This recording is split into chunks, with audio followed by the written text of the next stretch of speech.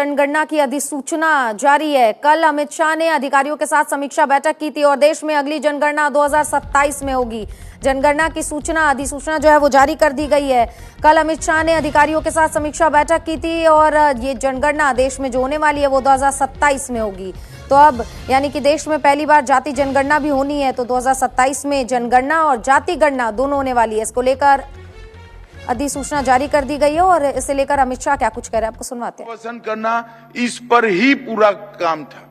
इस दशक की शुरुआत में हम मिनिमम कैजुअलिटी तक पहुंचे और दशक की समाप्ति होते थे जीरो कैजुअलिटी को हमने सफलता के साथ प्राप्त कर पूरे विश्व को अजूबा में डाला। दृष्टिकोण, जैसे मैंने कहा कि राहत केंद्रित से समग्र और एकीकृत हुआ है।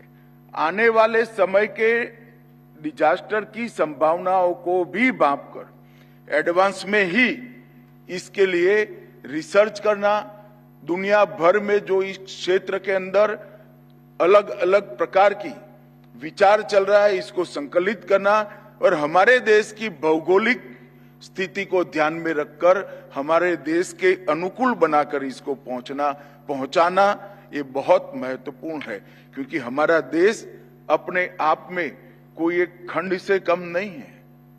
आप आसाम के समस्याओं को देखेंगे तो अलग प्रकार की है, गुजरात की देखेंगे तो अलग प्रकार की है, उड़ीसा की समस्याओं को देखेंगे तो अलग प्रकार की है, पहाड़ों की समस्याएं अलग प्रकार की है और मध्य भारत और दक्षिण भारत की समस्याएं भी अलग प्रकार की है।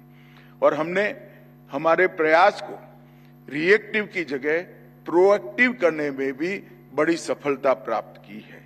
और सबसे बड़ी बात है कि हमने भागीदारी को बढ़ाया है। सरकार, पहले केंद्र सरकार अकेले सोचे, इसकी जगह केंद्र सरकार, राज्य सरकार और स्थानीय इकाइयां, ये सभी एकीकृत तरीके से डिजास्टर का सामना करने के लिए आगे आए हैं और अब मोदी जी के नेतृत्व में एक कदम आगे बढ़कर समाज को जोड़ने का काम भी हम सफलतापूर्वक कर पाए हैं। और मुझे विश्वास है आने वाले 10 साल में हमारा हरेक युवा इस सेंस के साथ और मदद की वृत्ति के साथ डिजास्टर के सामने लड़ने के लिए तैयार खड़ा पाएंगे। इस प्रकार का तंत्र हम खड़ा करना चाहते हैं। मित्रों, पूर्व चेतावनी प्रणाली का विकास, इसमें भारत ने बहुत कुछ हासिल किया है। मैं डिटेल में जाना नहीं चाहता, पहले से ही 20 मिनट लेट चल रहे हैं। यथा समय पूर्व तैयारी, इसमें भी हमने कैलेंडर के साथ जोड़ दिया है उसको। सक्रिय निवारण और शमन दोनों क्षेत्रों के अंदर वैज्ञानिक तरीके से हमने पद्धति को इवॉल्व किया है और आपदा जोखिम का न्यूनीकरण, इसमें भी हम बहुत सफलता प्राप्त कर चुके हैं।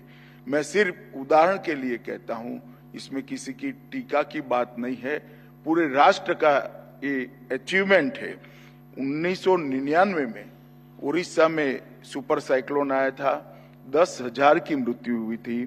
2019 में उड़ीसा में चक्रवात फानी आया, सिर्फ 1 मृत्यु हुई। और गुजरात में बिपरजॉय तूफान आया, जीरो कैजुअलिटी के साथ। जब मैं जीरो कैजुअलिटी कहता हूं तब आपको फिर से ताली बजानी पड़ेगी। जब मैं जीरो कैजुअलिटी कहता हूं तब सुपर बिजॉय में एक भी पशु की भी मृत्यु नहीं हुई। ये बताता है कि कोई एक विषय के अंदर स्थानीय इकाइयां, जनता, राज्य सरकारें, केंद्र सरकार, सभी डिपार्टमेंट और वैज्ञानिक और सुरक्षा कर्मी सब मिलकर काम करते हैं तो कितना बड़ा अचीवमेंट मिलता है। अब ये अचीवमेंट के पीछे जाकर देखते हैं तो पिछले दशक में हमने वित्तीय सशक्तिकरण के लिए भी बहुत प्रयास किया है। सरकार के बजट में बहुत बड़ी बढ़ोतरी की है। संस्थागत सशक्तिकरण भी हमने प्रयास पूर्वक और डिजाइन से किया है। संरचनात्मक सशक्तिकरण भी किया है और इस सब को जोड़ते हुए मल्टी डायमेंशनल अप्रोच को भी नीति के रूप में हमने स्वीकार किया है।